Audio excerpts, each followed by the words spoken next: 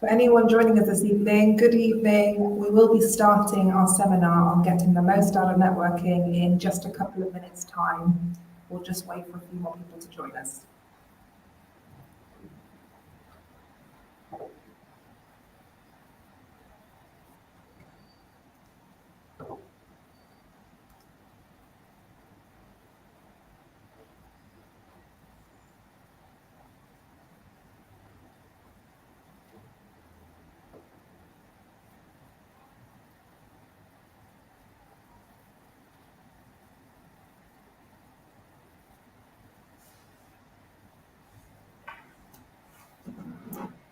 Good evening to those joining us on YouTube, LinkedIn and Twitter. We will be starting in just a couple of minutes' time. We're just going to give people another minute to join us. Thank you. If I could say, given that this is about networking and we're all here, I've put my LinkedIn, the link to my LinkedIn profile in the chat. I would love if you could do that so that we could start to understand who we're talking to and start to form a network just off the back of this. So Rachel, if you kick off, if you can find your LinkedIn profile and put it in the chat, then we can start to all connect with each other outside this event. Definitely, and that's a really good introduction as well. We're going to be encouraging people to make comments and ask any questions as we go along. So please feel free to add that as we go along. I'm adding my LinkedIn now. Here we go. Okay, everyone. So I'm going to introduce, I can see quite a few people joining us on our platform. So tonight, Herbar is very happy to be collaborating with Briefed, a fantastic organisation who work with training with barristers and chambers. And this particular seminar is looking at getting the most out of networking. I'm going to introduce our key panel speaker, which is Orlagh Kelly, CEO of Briefed, an experienced family barrister who has created this event for you. She was called to the bar in 2003 and has been actively involved in the legal field for over a decade before setting up Briefed. This event is looking to equip you all with the confidence and networking skills needed to navigate the ever-changing professional landscape. Orlagh recognised a gap in the market when she founded Briefed in 2013 and has since become a renowned authority on GDPR. Well, better you than me, Orlagh, and thank you very much for taking that burden on for all of us. With her vast experience, she has successfully hosted numerous events, spoken at various conferences, and emphasised the importance of networking for success for all. This event really is designed to empower you, inspire you, and ensure that you forge meaningful connections and gain valuable insights as you're building your brand as a barrister and making those career advancing strategies. So I know I'm going to learn a lot today. I'm really excited to have you here. Thank you guys for adding in your LinkedIn already. Great to hear some more from you. And I'm going to pass on without further ado to Orlagh. Okay, thank you very much. What a lovely introduction, Rachel. I, for some reason, can't see anyone's LinkedIn, so it might be that I'm seeing a different chat. So typically the absolute best thing, oh, Selena, can see yours coming through, great. Typically when I do events, the absolute best and most fun thing is to be in the room with people when we're speaking. And now I have to say, I typically speak about GDPR, which is not the most interesting topic. Most people don't want to really hear about it. I know that. But it can still be good fun if you have a think about who your audience is and that you're willing to do something a little bit lighthearted. I am, however, very happy to be talking about networking, which is much more closer to my heart. As really I'm an entrepreneur and businesswoman, and it has become clear to me with more than 20 years of self-employment and being a business owner of multiple businesses that really it is who you know and who you have relationships with that will help build your career and in some ways build and improve on your life as well. So any questions that you have, please do put them in. Rachel, I might need you to flag those up because although I can see sort of notifications about what people are posting, it's not coming through in the chat. So let's get moving. I have a content producer in the business that spent a lot of time perfecting the PowerPoint slides, and needless to say, the technology has just skewed them, so they look relatively poor. So I apologize for that, and I have to never tell him that happened, because he's quite the perfectionist and he would be cross at me. Typically what we would say is get engaged, have the cameras on, have microphones on for discussions. We want this session to be as engaging as possible. Even though we do a lot of this online now, there's opportunities to speak. So if you're in the studio and you have the capacity to do that, please do engage. There's not an awful lot of point, in my own opinion, for attending an event about networking and then being so distracted working on something else with the camera off that you don't actually get the benefit of it. So I would encourage you to try to engage in whichever way possible, depending on where you're coming from. Very quickly, we're going to talk about why network. What's the point of it? Why do you want to network? What events you should be thinking about, and how you handle those.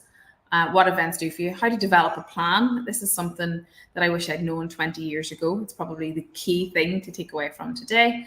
And given that we're here with her bar tonight, I want to talk about networking for women and the challenges and the solution to those challenges. And again, that's designed to be a discussion. Don't know at the moment how that's going to be a discussion, but we'll cross that bridge when we come to it. It might be that it's people will be able to comment in the chat. So without further ado, what I wanted to know is who you are, your name, your job role, and what you wanted to get out of this event. Can anybody put that in the chat? Thank you for putting your LinkedIn profile. I can see that that's there. Does anybody want to introduce themselves, give us an indication of where you're here from, and most importantly, what do you want to get out of the event tonight? Can you see anything, Rachel? There's nothing really happening here, so it might be that. Just give people a couple of seconds to put some stuff in. You're asking a lot of questions, Orlagh, so we've got a lot of people posting their LinkedIn, which is great. I'm going to type my questions as well.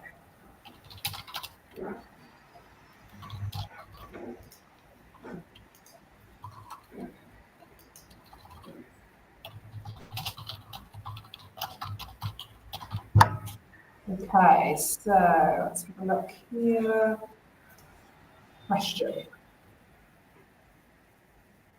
How to spot the key person to talk to, Rachel? See that has flashed up. Yes, I think quite a lot of people struggle with an event and trying to work out the best person to go up and make a connection to, rather than the cleaner, which is what I tend to do. I go and speak to the cleaner or the bar staff. We're going to talk about networking fields, Rachel. I feel like you can contribute. If you're happy to stay close by and let me know if people are saying anything, because as I said, it's not coming up for me. Okay, let's get moving. So I think the question is, certainly with my history of starting a business as a barrister when I was 22, back in the early 2000s, I wasn't given any idea about how to do networking. And I think about how painful it was when you went to, like, genuinely painful to go to an event and not know what to do or who to talk to. And the only thing worse, in my opinion, was feeling that feeling of being false, that you were only talking to people because you wanted to get business out of them or you wanted something out of them. And that made the whole experience even more painful, if that was possible. Thanks, Thea. I see your question coming through.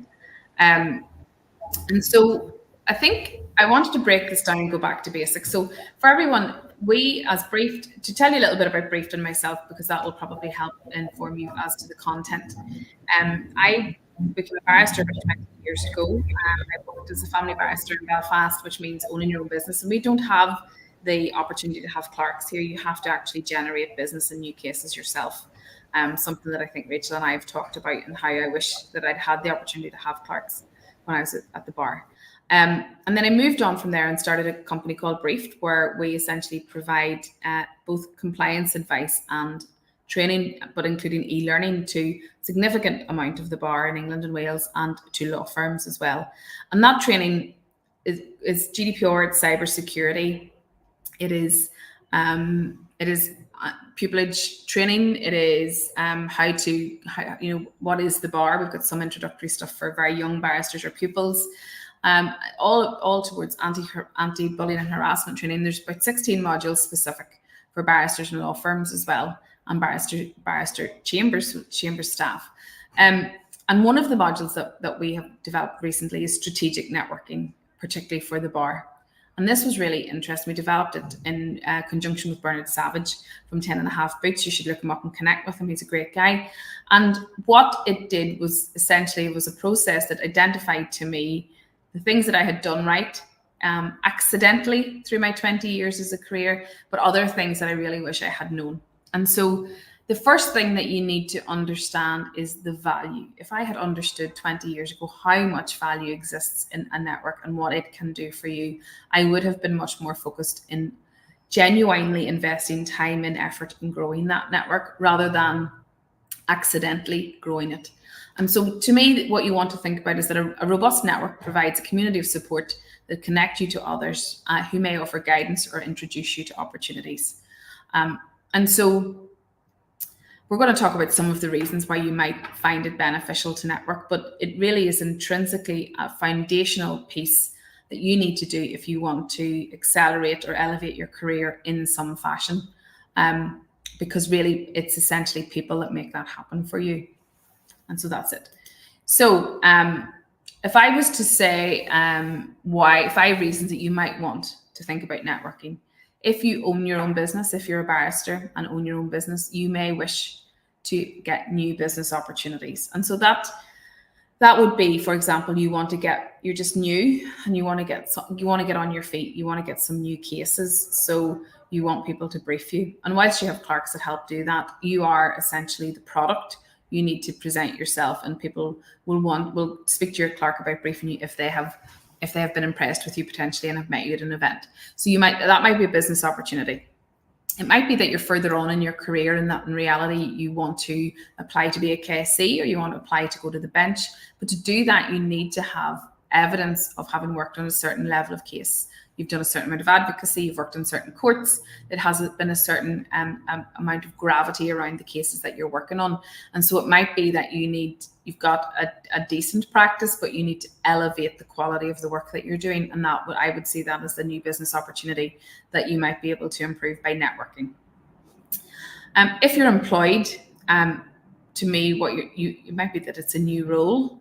You literally might meet people at an event or in some capacity, and if you impress them, they might reach out and see if you want a job, or they might recommend you to someone else. So even from an employed barrister perspective or other types of employment, there's opportunities to generate new roles, and that of course brings with it hopefully a higher salary, a better ability to command the salary through your career that you would like, in the same way as a business owner would like to get more cases or better work to generate more revenue. And then outside of, I think those are probably fairly obvious reasons why people network, but outside of that, I do think there are other benefits.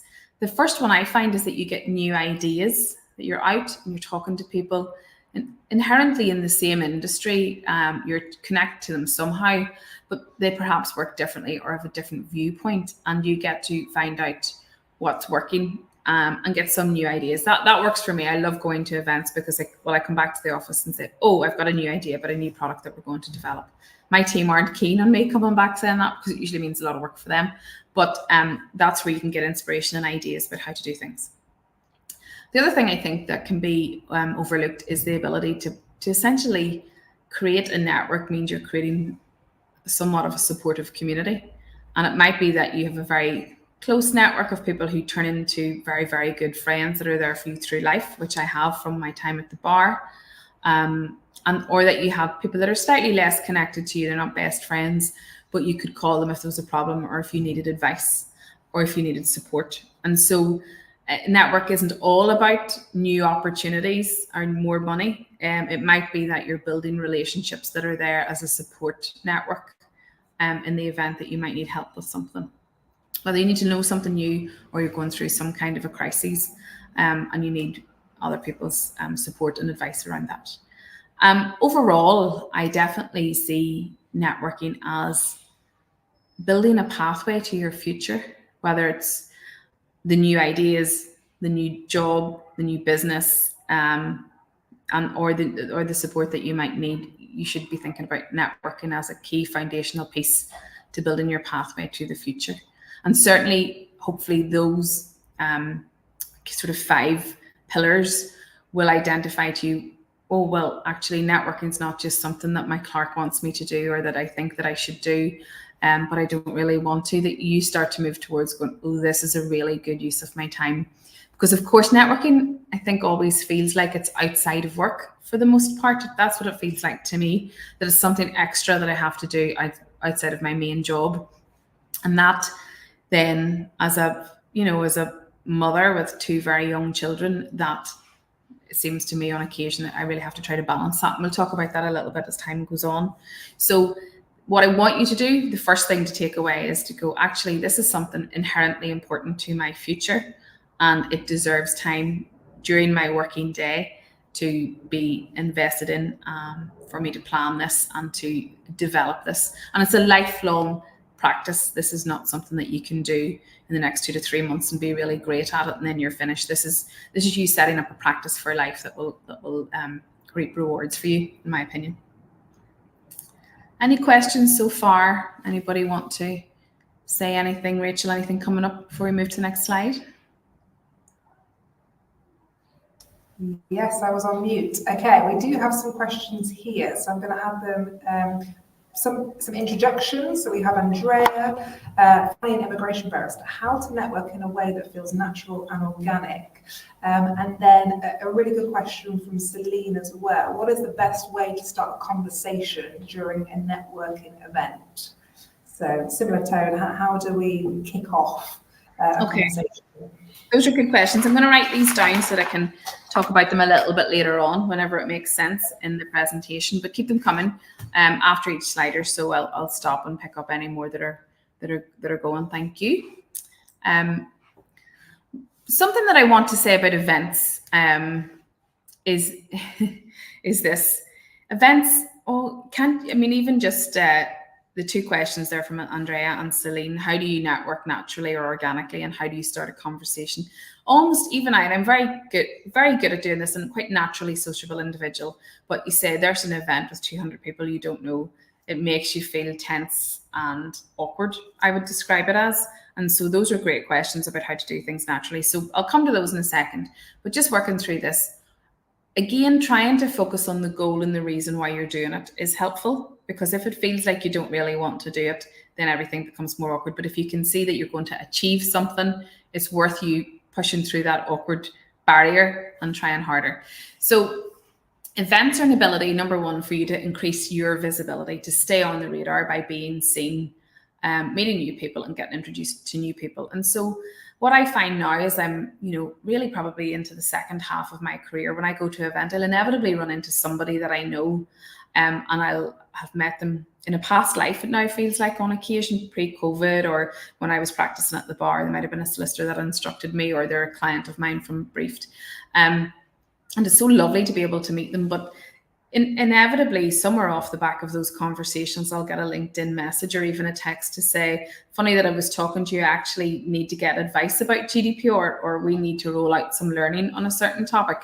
And so there is something, whether you realize it or not, about someone seeing you and talking to you that prompts them to think about you in an instance that would, thanks, Deborah, that would work. And so, so either you're doing that with people that you already know, or you're starting to meet people and get introduced to mutual connections. One of the things that I would have done, it's not so much to do with an event, but I found it very, very, very effective when I was at the bar. And it is, I talk about old school now, but it's just talking to people. So typically I would come out of court and I would have to send an attendance note, if that's what you would describe it as, to the solicitors about what happened in court that day. Maybe I dealt with 4 or 5 cases. And most of my colleagues moved to the point of going, they would just send an email to say this is what happened, or they would send an email with an attachment. But what I would do is phone immediately after court, have a 5-minute catch up to say this is what happened. This would be in a magistrate's court when the solicitor wouldn't necessarily have been there. And then I would have followed up with my directions or my attendance note or fee note in instance when that was appropriate. But it was incredible how many times I would speak to a solicitor the day of the case and they would say, funny that you just phoned. I have had a case come in and looking for counsel. Would you be free on this day to do it? And so in that instance, by virtue of the fact that I just picked up the phone and had a conversation, I was putting myself and raising raising or increasing my visibility to that instructing solicitor. And so that's something that I try to emulate now, even though I don't practice at the bar. That it's not a hack as such, but what it is people, when they talk to people, will essentially have some kind of a prompt in their head to go, oh, now that I have you, or since you've phoned, you've made my life easy, can I ask if you're available? And quite often if we get clients now sending in an email going, oh, I can't get logged in, or I've forgotten my details, one of us will lift the phone. And in that instance, the person will say, oh, by the way, since you're on the phone, I actually do need to get some other type of training, or I do need help with something. And so from a sales perspective, which is, I guess, more what you think about when it's it's a business, but it's not necessarily a barrister business. It's those conversations that all feed into helping generate revenue, which is one of the reasons why you would want to network if you own a business. So events can help increase your visibility. They're also great at gathering intelligence, really. You can talk to people if it's an event and there are, for example, some new cases going on. You can find out what their opinion is on things. You can understand what clients are up to or what they're doing, what's going on for them. Are their goals changing, for example? Are they moving offices and therefore they might not be in touch as much? You can really understand what's happening with them. Are people that you typically work with changing jobs? How would you know that on a day-to-day basis if you weren't talking to them in some sort of somewhat social interaction? Or can you find out something about your competitors that might be useful? So I see that as an opportunity to gather information or intelligence. The other thing that you can do then, number 3, is essentially, if at all possible, create brand advocates for you, so that if you're in a room with people that you know and work with who like working with you, and then they introduce you to someone, they will inevitably introduce you in a positive light. They will say, this is a barrister that I work with. She did a great job in this case. And I thought that it was great. And I mean, I recall instances when I had a solicitor and I would meet her out, she would introduce me by saying, this is Orlagh. I'll typically get her in when it's a very, very difficult client, because I'm a very direct communicator. So in that instance, she would get me in where the client kind of needed to be told the truth. And so she, in essence, was working as a brand advocate for me, and I wasn't having to do anything other than present myself at an event. So you can use networking to sort of attune to your client needs and understand what they're doing, but they can become brand advocates for you, which is useful. It's an opportunity to create more touch points. So as well as increasing your visibility, if you're seeing people routinely at various events and you knew that they were on holiday, for example, the next time you see them at an event, you can talk to them about. And every touch point, if it's well used, is an opportunity to develop the relationship. And I will say that this is not something that can happen overnight, or that you can just, tick it off your list this year. This is a skill that you want to get for life. So if you have a stronger personal relationship with someone, therefore you have a better network. And then what does that equal to you? What does a better network equal? It might mean better cases, a new job, new ideas, a new role, support when you need it. But it means something, and it mightn't be tangible right now, but that benefit will present itself at some stage during your career. I think the 5th thing that events do really is give you real world exposure, get you out of your bubble, away from your desk, out of the courtroom, wherever you end up being somewhat sequestered because you have a lot of stuff to do and you're very, very busy. Get you out of your bubble, and it helps you learn from others. And it might just be that you hear another person's opinion on a piece of current affairs that you haven't thought about. You start to understand there's maybe new legislation on consultation that you hadn't heard about, and you start to see how that would connect into the work that you do. It's just an opportunity to gain information, ideas, and as I say, some exposure to the real world. There's an argument, I'm not sure if I agree with it or not, but there's an argument sometimes barristers can become a little bit work as if they're in a bubble. Quite often, I think, because they work, in my opinion, work very hard. And this is a good instance to go out and meet real people rather than constantly just meeting clients, which particularly if you work in very difficult areas of law, like family or crime, or plenty of areas of law with distressing content or stressful situations where you're really trying hard to solve people's problems. It can be good to get out of that and understand that the whole world isn't like that all of the time. So that's what I would say about going to events. First of all, if you can understand that networking is very valuable to you, it will really benefit your career in the long run, and that the events, as awkward as they might feel, in and of themselves bring a lot of benefits, you can start to feel somewhat somewhat emboldened to say, well, I'm going to just have to figure this out because it's so valuable.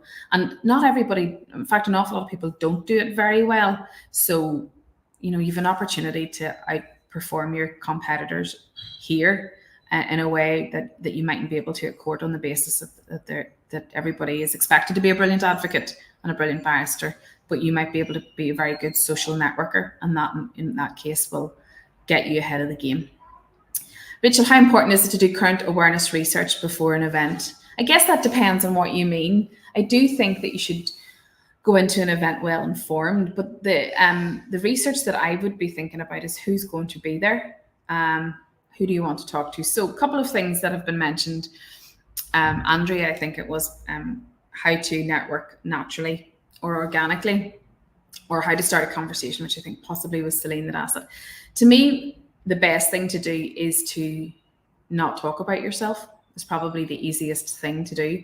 I find that if you ask someone how they are, have they got plans for the weekend? Have they been on holiday? Have they have plans for holidays? You can quite naturally start a real person conversation without feeling that you need to know their entire bio, CV, and that you need to have almost a pitch about who you are.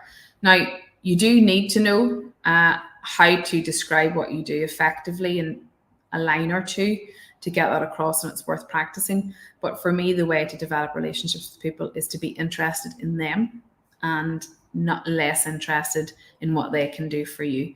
And that typically, that in itself will just pay back dividends, because people will be reciprocal in that.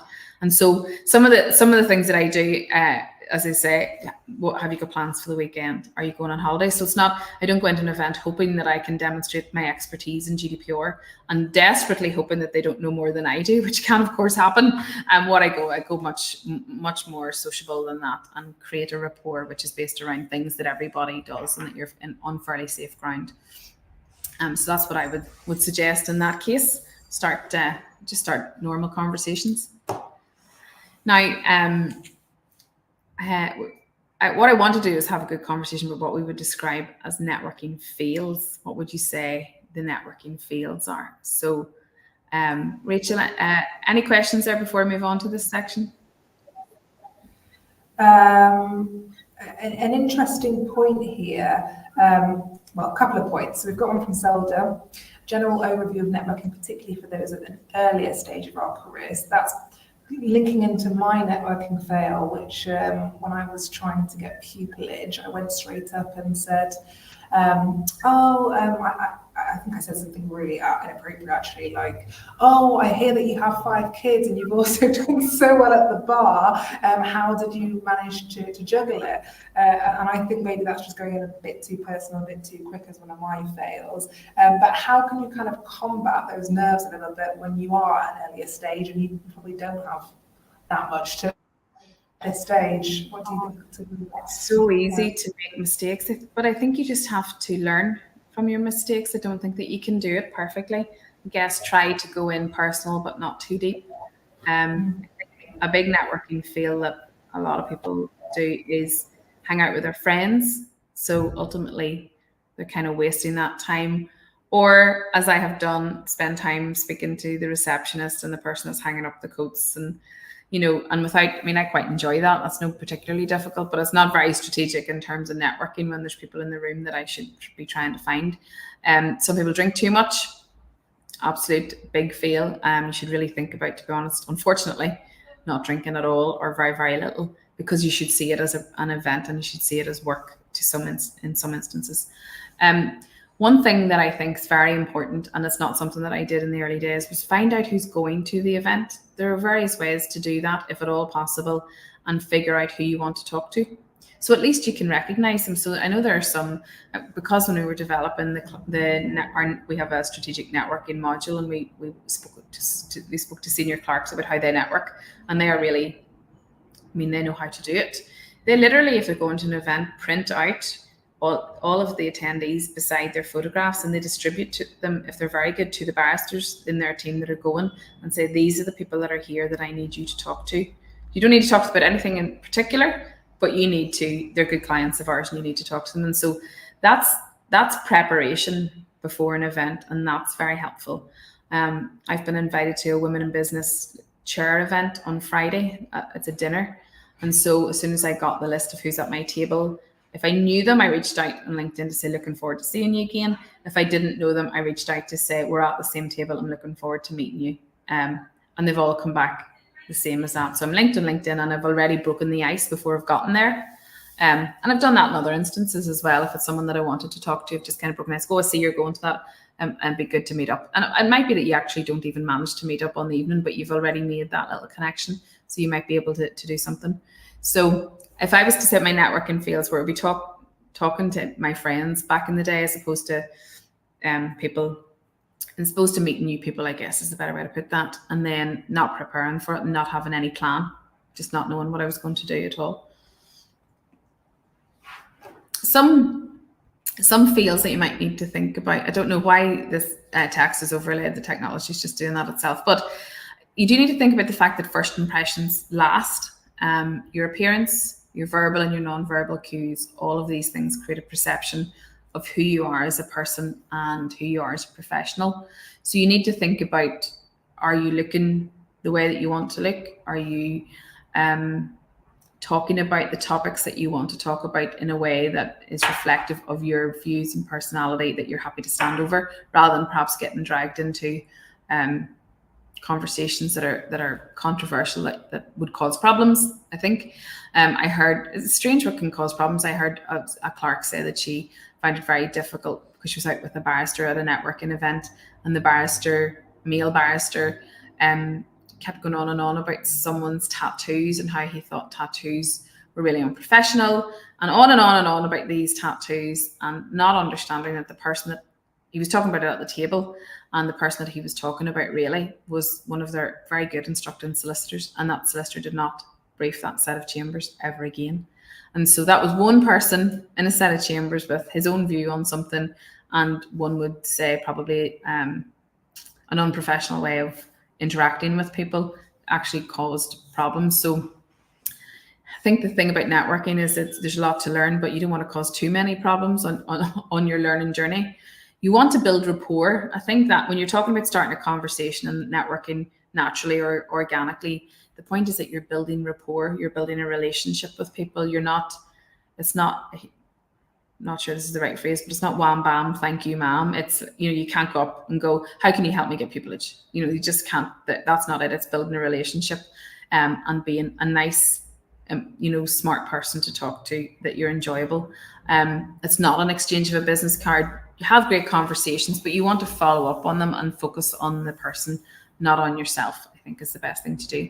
You can do damage to your reputation if you ignore what it says on there. If you ignore someone that is actually one of your contacts or possibly your instructing solicitors because you're too arrogant, which I think it's fair to say happens, or you don't know who they are, or you haven't taken any time to understand that they're there. If you forget people's name, or you get drunk and mouthy, many things can go wrong that can mean that it was worse to actually go to that event than not go at all. So you need to think about making sure that you manage yourself, that those things don't happen. And then a fail is the time wasting. So going to events that are not that useful for you. And so you need to understand who's in the audience and what you're trying to achieve. And we're going to come and talk about a plan in a second. Not preparing for the event, standing in the corner talking to your friends, not following up. There's a lot of things that can happen there. And if you want, please feel free to drop in some things that you think, it's a networking fail and I've done it. And I wish I hadn't have learned now, but please do. And if they're funny, that would be great to break up my talking a little bit and preach it. I feel like I'm a bit preachy here. Sorry. Any questions or comments, Rachel, before I move on? We have one from someone that joined our event week, was it last week or a couple of weeks ago? We had our Hobbs event, so nice to see that they thought it was fantastic. Looking forward to see the next one, hopefully using some skills that we've learned today. Also, a question from Andrea here.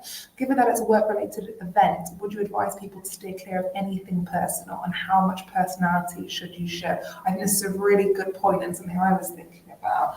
How much of it, especially for example, our Hobbs event, it is made to be quite informal, it's with women, and I think that tone, it kind of invites a bit more personality and a bit more being yourself. But if you're going to maybe an in-dinner black tie, how much of it should you blend in with the event, Paula?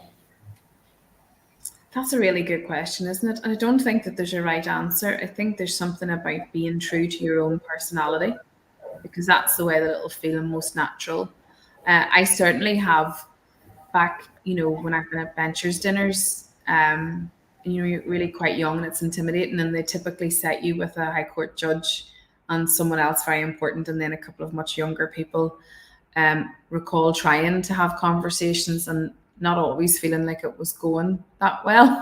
I don't know if it was or not, but I felt like someone who's on the high court bench versus me as a pupil, as it was at that stage, was a really big gap in how we would communicate. And but all I can say is I made the effort. Don't think I did any damage, but I think I would have been conscious of the fact that a lot of people at the bar in Northern Ireland who were at the bench at that stage would necessarily have gone to private schools or very high-end grammar schools, which I didn't go to. So I was conscious of that.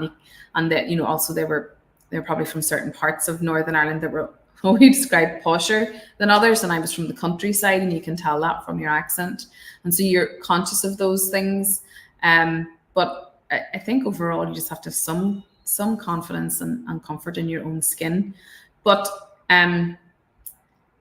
I typically, I don't think when I'm out, I probably don't talk about my kids a lot. I don't get into this whole mummy world, and I do that deliberately, but I just feel that it's not really that interesting to other people. I guess that's how I typically think about things. If it's about them or if it's about creating a rapport, it's not about me whittering on about how my kids kept me up all night. It's just not that interesting. So it's a bit of a call. I don't know, Rachel, have you any kind of feedback about what you think there? It does depend on the event. I think I try to approach it a little bit like advocacy. I think there is a time and a place for a slightly different style, like a slightly formal style, depending on who your audience is. But I think ultimately you just have to be who you are and give a little bit of yourself. But I would feel a lot more comfortable in a smaller setting, I think, being a bit more informal and maybe talking about some of the struggles that I have day to day. Whereas if I'm meeting a high court judge, it's going to be a little bit different in terms of how I approach it. Something that popped into my head, it was a tip that I was given when you can't think of anything to say. Maybe you've heard this, all of the Ford technique. So you think of something, it's an acronym, so family, occupation, recreation, or dreams. So one of those topics that can kind of get you thinking, recreation is a great one, what kind of hobbies do you have? It might be a good kickstarter. So just a little thing that popped into my head as we were talking. I don't know if you've come across that. I haven't come across that, but when I say we'll inevitably talk to people about holidays, it's probably because I'm very interested.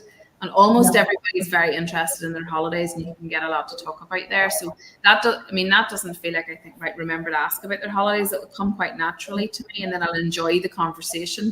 But it's along those same lines. It's thinking about something somewhat personal that you can tap into on each occasion. That's what I would suggest. So what I would say, and I mentioned it sort of briefly, is if you fail to plan, you plan to fail. So I've heard this for a long time, this saying, and I was Googling, and apparently it's by Churchill, it's by Benjamin Franklin. I don't know who's copying who, but you'll have heard this. And this is actually very relevant for networking. You do actually have to have a plan. And so whenever, again, we developed the online module, we developed a template plan on how to do this. But to give you sort of an overview, really, the first thing that you need to think about when you're developing a plan is begin with the end in mind. What is it that you actually want to achieve? And it's astonishing. As soon as you narrow that down as to what you want, then you can narrow down the events that you want to go to and the people that you want to talk to, it all becomes much more manageable rather than boiling the ocean, which it can feel like there's so many events to go to. Where would you start? So what do you want to achieve and when do you want to achieve it by? What does success look like and what goals can you set? So do you want to increase your networking ability so that you can apply to the bench? Do you want to increase your networking ability so you can apply and be successful at getting pupillage?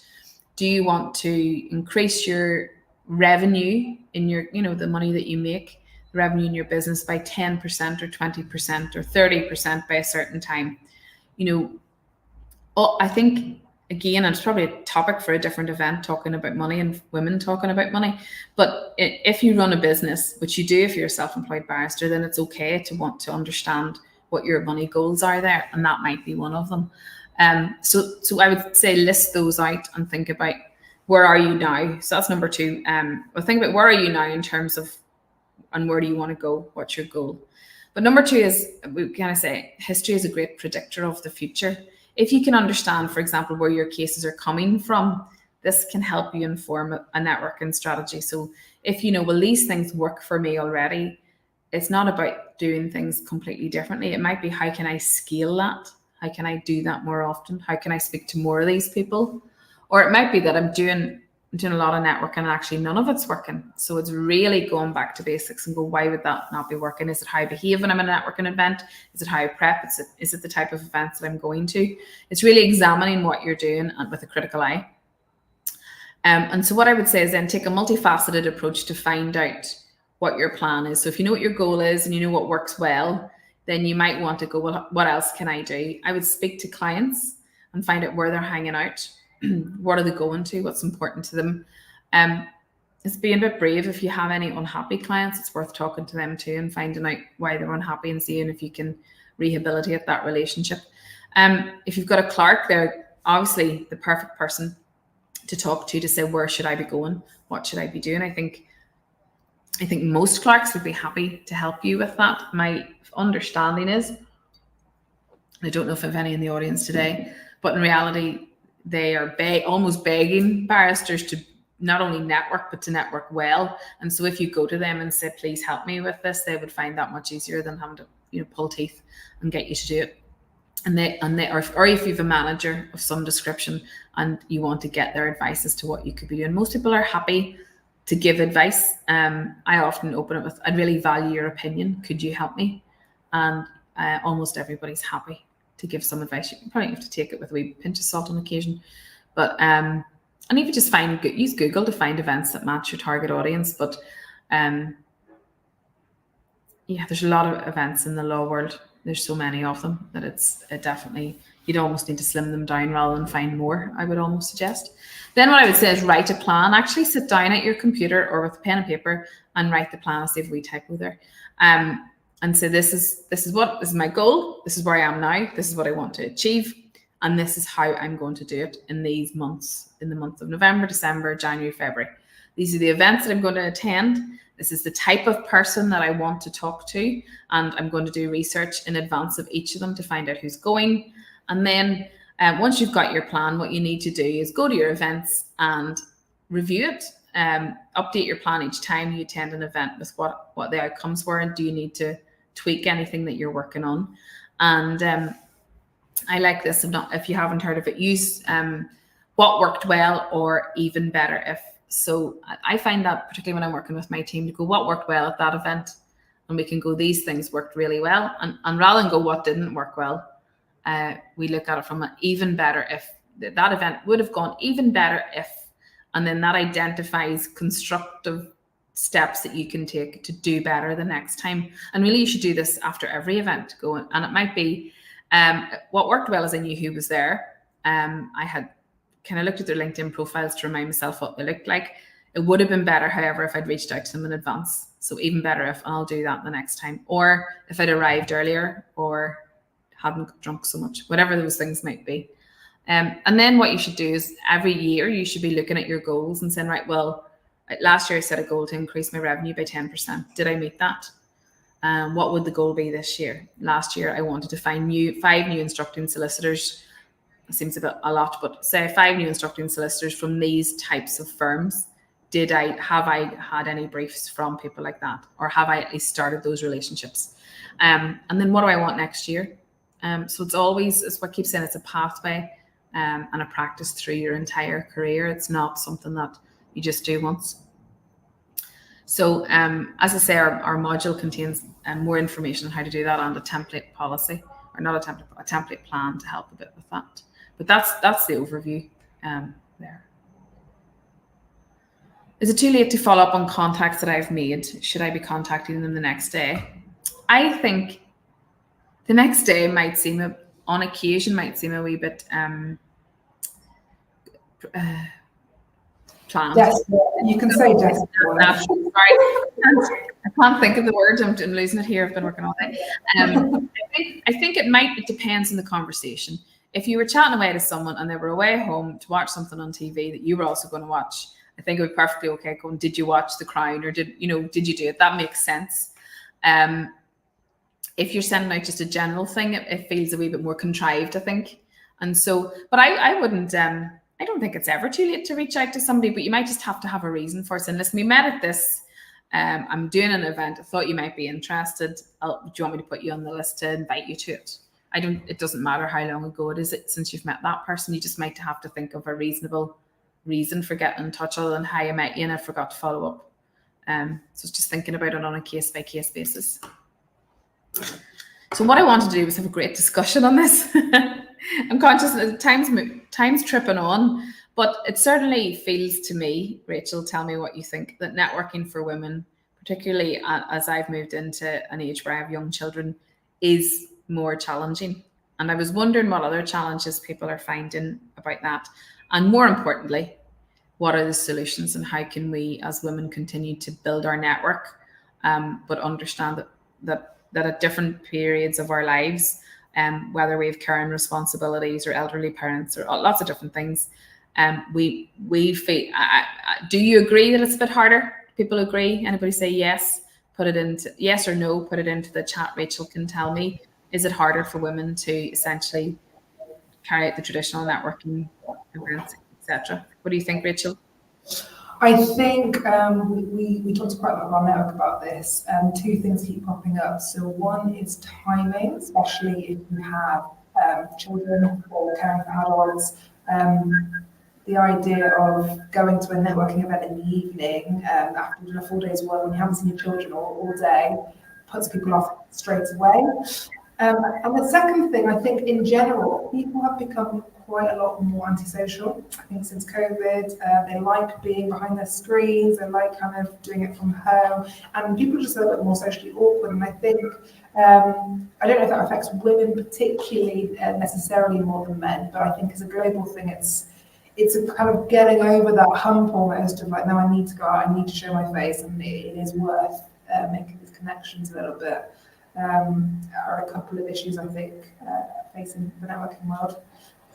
Yeah, I mean, while people are maybe writing their own experiences or challenges or what they think in the chat, and please do, I would certainly find I have a 2-year-old and a 5-year-old now, and I do feel, despite the value of networking, which I understand, I'm talking to you about it, something has to be really valuable before I will give up that kind of time after work, which is the only time that I see them before they go to bed at 7. And so I probably do turn down a lot of things. Whereas I think back pre-babies, there was just no problem. I could just do what I wanted. It's astonishing. I can't even really imagine the freedom that I had back then.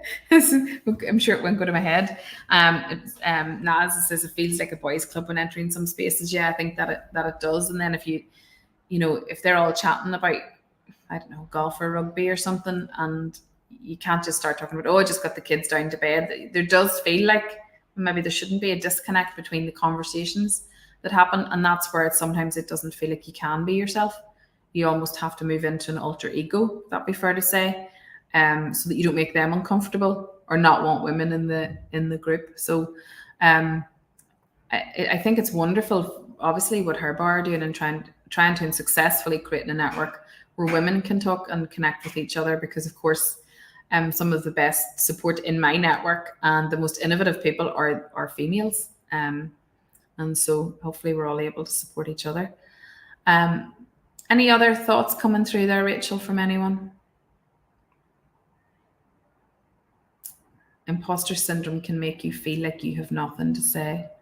So apparently everybody suffers from imposter syndrome, even men, which I think when you hear that, you should read up a little bit about it if you can. Once you start to hear that, it takes the not stigma, but the power away. If you think, well, everybody feels a bit awkward and not really anybody knows what to say. I thought that was very interesting when I heard about it, and the fact that men have it as well. There is also a school of thought that says that imposter syndrome needs to exist for you to continue to push through and try harder and achieve, and that it's actually quite good for people who want to be high achievers. It's something that's a motivator. I tend to only approach women, this is Andrea, as it feels less intimidating. I've sometimes tried to approach men and I've definitely been ignored. Yes, I have had the same experience. I think I've had the same experience with women, though, who seem very intent on their own conversations and are not particularly welcoming to anybody. I don't think it was personal. Yeah, I think you probably just need a technique to move on from there. And I think to me, that's just people who have bad manners, and it's not your fault, it's theirs. The problem sits with them. And just, I wouldn't worry about it. They're probably not people that you'll want to work with in any event. They're just, that's what I would say. What do you think, Rachel? I completely agree. I think looking at solutions a little bit, and something that I'm always trying to kind of encourage or at least say, when we have quite senior members of chambers or senior partners, people that are hosting the event, it really is on them to try and make people feel more welcomed and more comfortable. And I think part of the solution is, maybe shouting a little bit, especially if you're a male, especially if you're maybe a white male and a senior male, and you have now young people of colour coming in who might feel even that extra bit intimidated or extra bit of an outsider. And it really is the onus on the people already integrated in the system, I think, so it's more welcoming.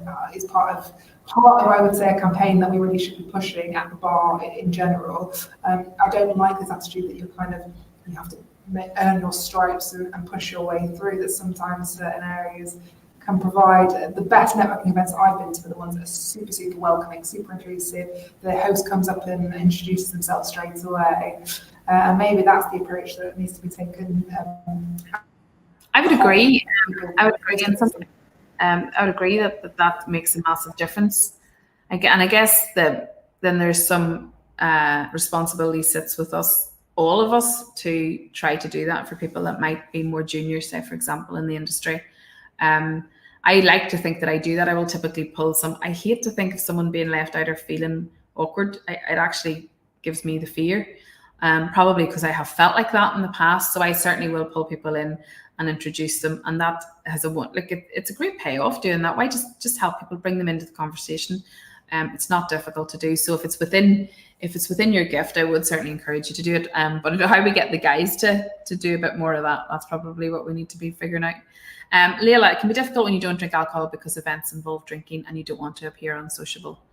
Yeah, that's certainly interesting. I find quite often I can't really drink when I go. I do drink, but so it's not that I don't drink at all. But going to an event, I do see it as work, and I want to behave appropriately, so I don't typically drink at it, or I drive, and so I don't really care about not seeming or about appearing unsociable. I'll simply say I'm driving. And I don't think anybody really needs to know why you're not drinking, or that it's anything, it's none of their business. And it is a strange world that we live in, that you almost have to justify why you're not drinking. So I don't even know do you have to tell them that you're not drinking? I don't think you have to declare that necessarily. Certainly don't think that you should be worried about it. I think if you're not drinking at an event, you're in a much better position to make sure that you're projecting the professional image and conversation that you want, and that you're treating it as essentially work, which is trying to find the people that you need to be talking to and talking to them appropriately. Drinking will send you probably the wrong direction. You'll just end up being sociable, or you'll say the wrong thing, or look unprofessional. Any of those things can happen. So I don't think you should worry about it, Leila. That reminds me of another fail that I had, not myself this time. It was it's different chambers to mine. I'm not going to say where, but a very young people got quite intoxicated at one of the first Christmas party events, and I think I ended up having a full-blown argument with one of the head of chambers. I don't know what about, but needless to say, that did affect her tenancy decision at a later stage. So, yeah, don't worry, Leah. No need to drink. I think you've got the right idea. You actually have an advantage. I would say I would have an advantage. Yeah, just hold on. Hold a glass of something, and they don't need to know that it's not. It doesn't have something in it. Yeah, I would say. I'm conscious of time. We've been talking and chattering away. First of all, if you've got any questions, please put them in the chat. Ask them now. There will be a certificate of attendance for the event if you want one, or CPD or anything else. Please email us at hello@getbriefed.com. And there is a discount. Her bar have negotiated a discount on a lot of our training for her bar members. So if you'd like to know more about that, or even particularly the networking module that we have, please do get in touch. We're happy to help. You're welcome, Leila. Thank you. Orlagh, thank you so much. I think you cut out a little bit, so I'll just repeat the email. It's hello@getbriefed.com. It's on the screen there. Her bar will be working with Briefed for a variety of different things. And as we say, 20% discount code for this online module and other things going forward. So please get in contact with either of us if you want to hear more. We'll still have some time for questions if people want to pop them in a couple more minutes, but as people are doing that, we just want to say thank you so much.